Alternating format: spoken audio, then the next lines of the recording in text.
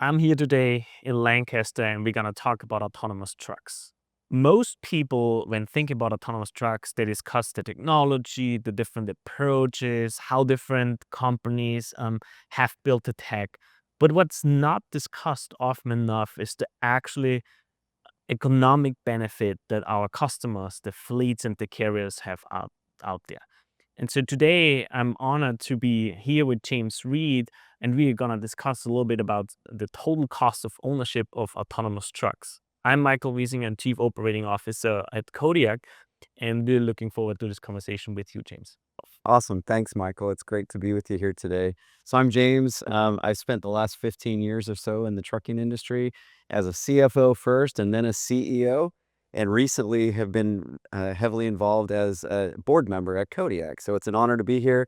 As a traditional finance guy, this is a topic that I'm super excited about, total cost of ownership. Awesome. Well, let's get into it. So, first of all, James, maybe to level set, maybe you can give us a little bit of an idea of the current trucking industry economics, the limitations, hours of service, and all kinds of things like that. Yeah, it's interesting. There are a bunch of sayings or axioms in trucking. One of them is that it's a penny's business. I always said that it's not really a penny's business, it's a tenths of a penny's business. When you're running millions and millions and millions of miles, hundreds of millions of miles in some carriers' cases, every little bit matters. And so that really is the lens through which you look at all cost exposure in this business. So drivers will often say the way to make money in trucking is to keep the left door closed and keep the wheels moving. And so it's all about getting miles safely, getting miles economically. There have been, you kind of alluded to this earlier, the driver hours of service and regulations and things like that. There are limitations on drivers as an input. And really in 2018, when ELDs went in, all of us in the industry realized that there was a shift away from managing miles to managing time. And at the end of the day, the kind of ultimate cost metric is how we efficiently and effectively manage the time inputs at the right cost inputs to get the right profit outputs. Now, you said time, and I think time is actually a critical piece to all of this because when it comes to utilization, right, you have an asset that you could, in theory, operate 24/7, 365 days. But my understanding is that currently you can actually not do that. Yeah, it's interesting. I'm maybe a self-described heretic a little bit in the trucking industry. I got my training at microprocessor plants where we had to run those plants at 97, 98% capacity just to break even. And so when I came into the trucking industry, it was really curious to me, this idea that drivers could drive, a limited amount, 10, 11 hours a day with their breaks. Um, According to the hours of service changes that came in 2010. And the truck would otherwise just sit. And by my math, trucks sit about 60 to 70% of the time.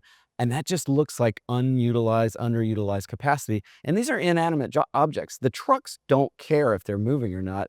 It's the drivers who do. And I just want to start out maybe this conversation by saying drivers are American heroes. Like, they keep the country moving during the toughest of times. They do a vital service to the American economy, and I have the utmost respect for what they do. But at the end of the day, it's a challenge to manage the availability, the preferences, the timing, and the restrictions associated with the hours of service. I hope that was responsive to your question. Absolutely. So I'm trying to take this a step further. And when I think about limited utilization, not being able to actually run the trucks, and you said, you're only earning when the wheels are turning, right? Or when the door is shut. So when I think about autonomous trucks, implicitly I'm assuming, well, we can actually generate more revenue because the autonomous truck doesn't have to adhere to hours of service limitations and might not be 24/7, but basically can just keep the trucks running and generate revenue. Is that correct? Yeah, I mean, that's kind of the promise of autonomy, right? Is, as I mentioned earlier, it's an inanimate object.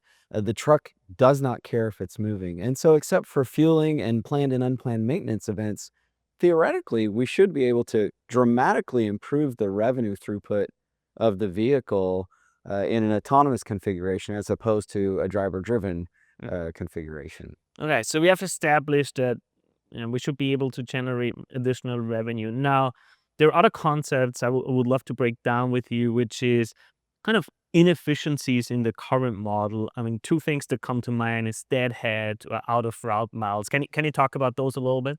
Yeah, I think sometimes even people in the industry misunderstand what deadhead is. So deadhead or empty miles are typically planned miles that are a result of network inefficiencies. That's going to happen even in autonomy in many respects, right? You can't always plan that your next pickup is at the point of your last delivery.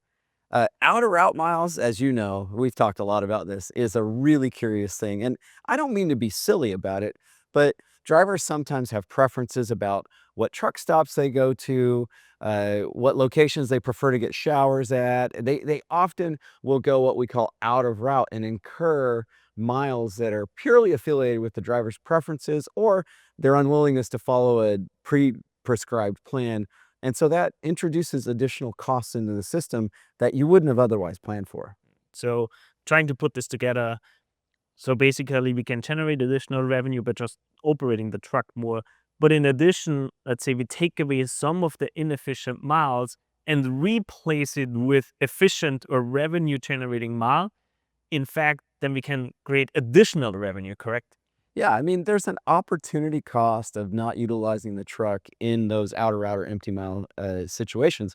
And so, if we can find ways to stitch networks together where we can effectively fill those inefficiency gaps, we can get much more, like you said, not just revenue, but it's also more cost efficient. You have better fuel economy when you're running that way, you have safer operations. There's a lot of things I think we're going to talk about today. Yeah, I'm glad you're actually getting to the cost efficiency side because let's just talk about a couple of those. Maybe fuel efficiency to start off with, right?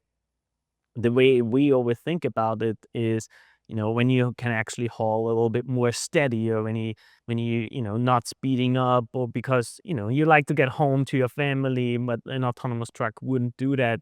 So our assumption is always that basically you can operate a little bit more steady, which means a little bit more fuel efficient. I'm assuming that's also how you are thinking about fuel It's efficiency. totally how we think of it. And in my role at Kodiak, and you and I have talked about this the last few years, we've actually observed the autonomous vehicle in autonomous mode being more fuel efficient than when it's driven by a driver. And that's largely attributable, some of it's attributable to the route or the time that they're driving. So we're in autonomy in these over the road sections where we're at, regular consistent speed. But we have been able to attribute some of our fuel economy difference to just autonomy is frankly less emotional. It runs at a steady state. It keeps safe following distances. It doesn't overspeed or hard brake like a human driver ordinarily would. What do you think about idling? Yeah, idling is really interesting. So, in my career in the transportation industry, we've looked at APUs as an alternative to idling, and those usually cost. I don't want the APU providers to get upset with me, but they're anywhere between $9,000 and $11,000 to bolt onto the trucks, and they cost justify themselves if idling goes like below 5%. But it's masking the problem, which is the truck is running or has a need to be cooled or heated when it's not running. Idle is kind of one of the most offensive forms of waste. It isn't productive in any way in terms of creating revenue or reducing cost on the operation of the truck. It's really just a cost headwind for the business. And so we've worked extensively in the industry to try to find ways to mitigate idling while absolutely offering a comfortable solution to drivers. So for autonomous trucks, if we put those things together, we can basically operate them more fuel efficiently, right? From a driving behavior. In addition, we can remove or ideally completely eliminate idling because there's no driver in the cab, so we don't need to heat it, we don't need to cool it, and basically have a double reduction of fuel consumption, if you will. Yeah, absolutely. I mean, in lean manufacturing, we use a bunch of Japanese terms to describe waste, and waste is called muda in that doctrine, if you will. And this is pure muda. It is not productive in any measurable way. And so, if you can take that out, and to your earlier very good point, if you can replace that with productive miles, it's a double whammy to the upside. Now, you mentioned it briefly before as additional cost effects. It's not just the fuel efficiency, right? But there's also um, insurance costs, for example, are constantly going up and really weighing on carriers and fleets. Now, our assumption, this is how we think about it, is when we are able to prove the safety of autonomous trucks over a longer period of time, basically insurance premiums due to a lower rate of accidents should come down. Is that how you're thinking as well? It is. It's interesting. If you're a trucking operator, as I was for a long time, the insurance underwriters will say things like, "Hey, when you prove to us through your loss runs, and it's usually 7 years or more of evidence that you've changed your behavior and reduced your risk exposure, you'll see that in your premiums." That's a hard headwind to battle. Now, if you think about what's likely to happen to insurance in this space, and I've thought a lot about this issue, Michael. Uh, it's not that autonomy has better judgment than a human. That is not what we're trying to model here. Humans are going to have better judgment consistently over time because judgment is an inherently human characteristic. But what the autonomous solution that we have here at Kodiak does better than you or I could ever do as human beings is every 100 milliseconds, it's taking 1,000 data points. That's 10 times a second. 10,000 data points. It just has more information to make better decisions. And I firmly believe that autonomy is going to be a safer solution long term. So it stands to reason if it's safer, has fewer collisions, certainly less severe collisions, the cost to insure, to settle, to mitigate all of those risks should be much, much, much lower. That seems like a reasonable conclusion to reach. Yeah, that makes sense. Now, we talked about safer, right? And we also talked a little bit about efficiency, but I want to dig one level deeper. If we think about specific lanes and specific deployments of autonomous truck, one of them is on longer lanes. Let's call it Dallas to Atlanta, for example, right? Which is a lane that we would call it Tweener lane, right? Which is, you can do with the teams, or you can actually do it with a single driver, have a layover, which takes time, is expensive. So from our perspective, this is really one of the perfect lanes, and I'm assuming you would agree with that. I do, and you've become such a trucker using terms like tweener, and you know what you're talking about when you say it. I think it's important for the audience. I don't know how many truckers are going to listen to this discussion, but a tweener lane is a lane that takes more than a full day to complete, but not a full second day to complete. And so what happens is a driver ends up with a midday or late morning delivery to a location, and frankly, they lose the whole rest of that day because most pickups are morning pickups. And so when you get into these tweener lanes, you not only run into the inefficiency of that truck having to stop for a break, so it's a longer total transit time, you also run into the inefficiency, the opportunity cost if that person loses a load really till the next day. So you lose 24 hours of productivity, which is pretty punitive to the business. And so on these tweener lanes, yeah, and I kind of wish this is where we started almost all conversations about autonomy, because I think it illuminates this idea that there are specific use cases that are best suited for autonomy, and this is certainly like right down the middle of the fairway. Yeah, the way we like to think about it, and we discuss it with our customers, is autonomy is a new modality, right? Now, for example, intermodal was introduced at some point as a new modality, and it just increased the offering that companies can offer. Autonomous trucks will just be another new modality. Right. And I think that's right. So we talked a little bit about efficiency and how a truck can operate 24/7, right? But I think a lot comes to play, and it talked a little bit about that head when it comes to dispatch and actually, you know, patching freight together and really making sure that the truck is utilized. Because today, some of that is based on driver's schedule, driver's preferences, right? And it kind of becomes inefficient even in some sense. So what's your thoughts about that in the future with autonomous trucks? Yeah, again, maybe, declarations of a heretic here, but as you think about what happens, there's this full spectrum of possibilities. One, the planning and dispatching exercise in a transportation business becomes a lot easier, right? You can use autonomy in the right spots and the right use cases to bolster, to supplement, to augment your existing operations and relieve some of those pressure points where maybe it's harder to get drivers to take that load, or they don't like that lane, or it's not it's a tweener lane or some other characteristic of the lane that's undesirable. So that's one. Two is I think that it creates new driver opportunities long term. I think the natural byproduct of using autonomy, especially in like these tweener lane situations that we've been discussing, is that it levels out. It almost allows kind of this air traffic control type element of timing freight into and out of DCs and consignees, such that you can have more consistent flow of freight over time, which leads to more consistent pickup and delivery windows in local jobs, which typically are higher paying and have drivers home at night. So I think it, just to reiterate the 2 points I made, one is it becomes easier for the company to plan and dispatch, and two, it makes the driver's life a lot better.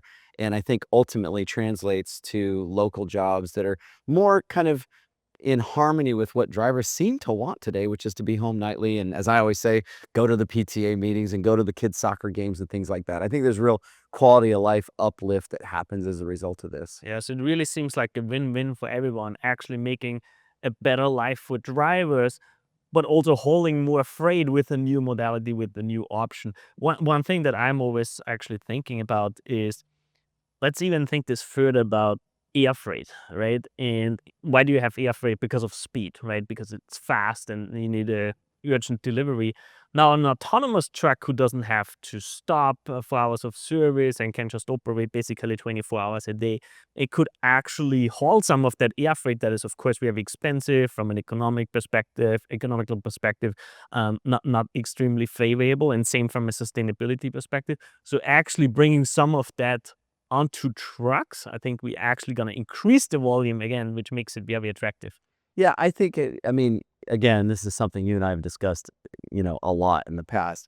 It's air freight type characteristics in terms of delivery windows and timing with traditional trucking type pricing. And it's kind of the best of both worlds. I think one of the things that may be a little bit beyond the scope of what we're talking about here today is having 24/7 availability of autonomy doesn't mean that DCs are gonna have open delivery windows during those time frames Yep. that make the most sense for us. And so I think plugging into existing modality constructs like you just described makes the most sense.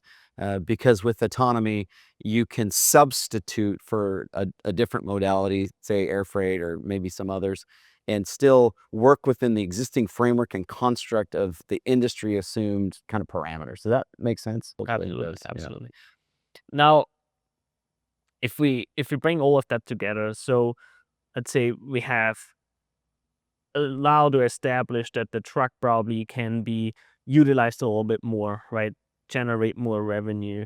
And at the same time, in the miles that we are running, we actually have costly levels, have we have discussed for the fuel efficiency, maybe insurance premiums, really, right?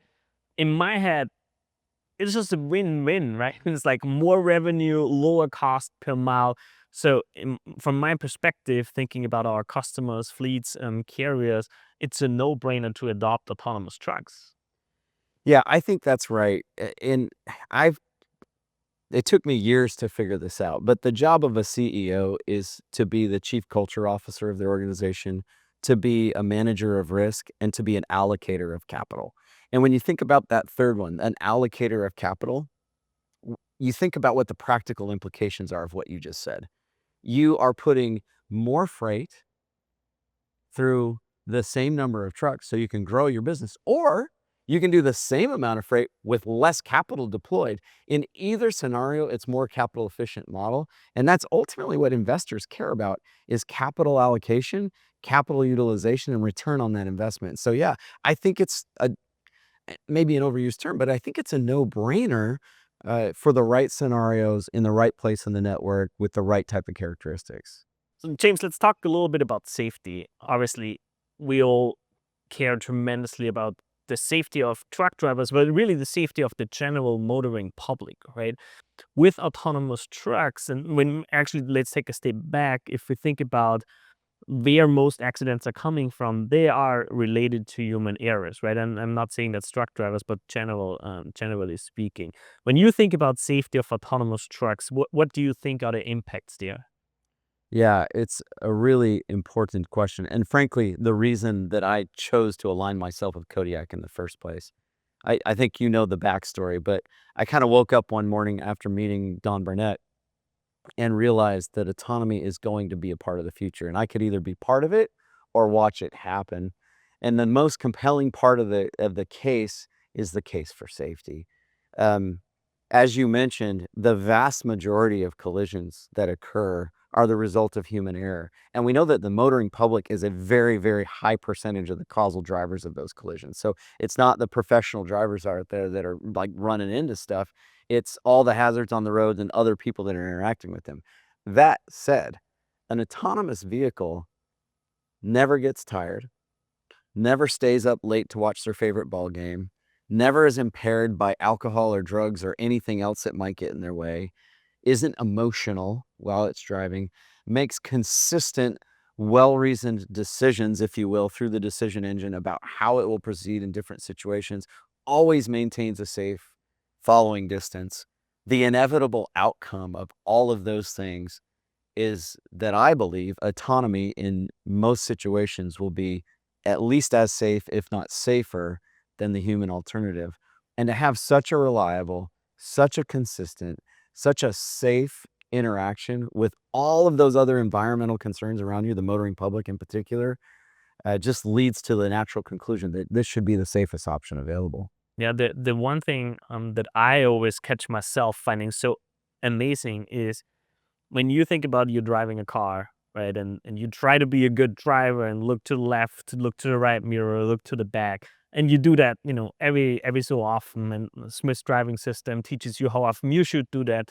But it also takes some time to actually comprehend all the information, right? But an autonomous truck with the cameras, radars, lidars actually perceives the entire environment 360-degree all the time. So there's never like anything sneaking up on you because Yeah. the truck is aware. Yeah, I mean, you mentioned the Smith system, so that just triggered something for me. We know the Smith system training is that you check all of your mirrors. I think it's every 6 seconds. And we also know that drivers do that about 60% of the time is what the data says. And so in that 6 seconds, when a driver's checking their mirrors one time, the Kodiak system has collected 60,000 data points. Like, it's just hard to overstate how valuable that data intake is into perceiving the environment around the system and making informed decision path decisions about where to go or where not to go based on that information. And then if we bring it together, creates a safer driving, which eventually means less accidents, which once proven over a longer time, again means lower insurance premiums and lower costs for the carrier. Totally agree. Absolutely. I think that's right. James, too, if you think about both sides of the profit equation, how does autonomy really benefit both sides? Yeah, it's interesting. When you say both sides, we're talking really about the revenue and the cost model. So, not to be somewhat crude, but you've heard me talk about this before. I call it the stuff through a goose model. In asset businesses, whether you're running a silicon factory or a cattle ranch like our family does, it's heavy in assets, or a trucking business that's heavy in assets, you've got to have throughput through the system to optimize your profit potential. It's the same way here. So, in autonomy, when you've got a truck that it can effectively run, I don't remember what the math is, but more than 2x the miles in the same amount of time that a human alternative could, that bodes well for your revenue earning potential. And there's the time value of money of accumulating that revenue that much faster. So that's really valuable. The other side of that is the cost equation. So, one, we've now a multiple factor of 2 plus increased the revenue potential of an asset. On the cost side, we've established, I think, that it's safer. So lower insurance and safety costs and repair costs from collisions and things like that. We've established that the fuel economy is better. That adds up in spades over time. Just small improvements in fuel economy reap massive financial rewards on the cost side to the business. We've established that it's more consistent in its performance. And so as it goes down the road, it's likely to perform at a better cost performance. Um, and at the end of the day, it doesn't idle. It doesn't incur any of the waste that's affiliated with a human driver, like, unnecessary outer route miles. All of those things accrue ultimately to a much, much, much more profitable model.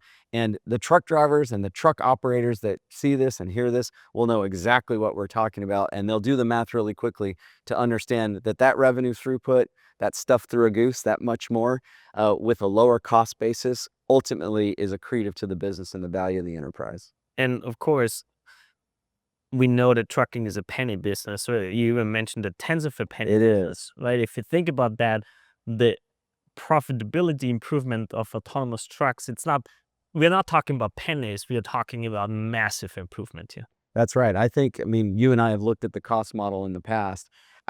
It is multiples of pennies, double-digit pennies that you can reduce your cost while increasing more than doubling your revenue throughput. It's a win-win for sure. So when we typically talk to our customers and partners, we always start with actually analyzing the network, because autonomy isn't gonna be everywhere, right? There will be certain lanes where it makes sense, certain geographies where it makes sense, certain types of freight where it makes sense. So really the way I always discuss it with them, and we have discussed it in the past, is it's gonna complement the networks that they have built with human drivers, but not eliminate any driving jobs, right? Yeah, that's right. I mean, you and I have worked together with these customers in the past. And just today, you and I were talking to some drivers who really grasped this quite firmly as we started talking about it. And they started kind of with their own ideas about, oh my gosh, I can see the possibilities of kind of a brighter, a little bit better future. We've talked about tweener lanes, which naturally lend themselves to an autonomy use case. But you and I have looked at in the past at relays, for example, as a way to use autonomy to fill in longer lengths of haul. And ultimately, you move freight to the choke points. So having freight land at some kind of hub in a hub and spoke system allows carriers to put their efforts where the greatest opportunities lie. And it translates to better economics on the savings from autonomy, but also on the efficiency in their local operations. And it translates ultimately to better jobs for the drivers who are able to do those local jobs that land them home nightly, that allow them to reap those jobs, typically pay a little bit better. It's again, I don't mean to overuse the win-win phrase, but it really is a win for the industry, it's a win for safety, it's a win for the company, and ultimately, what we care most about, it's a win for the driver. And aside from just in making the driver's job better, it also creates new job families, right? Think about the let's call it autonomous truck launcher at a dispatch center, right? Who's responsible for inspecting and then getting it on the road, which seems like a very interesting job that allows the driver to get home every night. There are all kinds of things that drivers do today when they're doing pre-trip and post-trip inspections, when they're doing DVIRs, where they're preparing as part of their driving job to get on the road. An autonomous vehicle cannot do that stuff on its own. And so there will be new, to your very good point, professions that emerge from this that give opportunities to that unique skill set that drivers have. And then I don't mean to be silly, but it's kind of my favorite thing to say about drivers, in the future. I can imagine a world where drivers, get out of bed, grab their coffee, kiss their wife or their husband on the way down to the basement, and their job is to monitor these autonomous vehicles from the comfort of their own homes. And really, the quality of life that's associated with that type of job, which does not exist today, is just hard to argue. It's a new class of job that's going to emerge inevitably as a result of this business model. I'm looking forward to that future. So we talked about the economics, right? TCO is uh, just really, really interesting from an autonomous trucking perspective. In addition, really the tech is real, right? Trucks have been deployed now. So I personally, and of course, I'm really excited and passionate about this. But really, it's an exciting time to be in the industry. I think we can actually achieve something for the industry, but also for the everyone out there, for the general motoring public, making transportation safer, more reliable, more efficient. So I'm excited for that. I mean, look, Michael, I'm super excited too. If you think about the industry, and this is kind of how we used to talk to Wall Street, there have only been a few inflection points in the industry. There was deregulation in 1980. There was just-in-time inventory systems that fundamentally changed the way that trucking worked. There has been the onset of distribution centers, thanks to our friends at some of the world's largest retailers and e-retailers. We had ELDs in 2018, and now we're looking at a time where tech is coming in to really revolutionize the industry. I think it's one of the most exciting times to be in trucking. I think the efficiency of the trucking business, the upside of the trucking business, the opportunities that will emerge from a more efficient, more reliable model are only the tip of the iceberg, and I'm super excited to be a part of it. Thanks for being here and discussing it with me today. It was a pleasure. Thank you, Michael.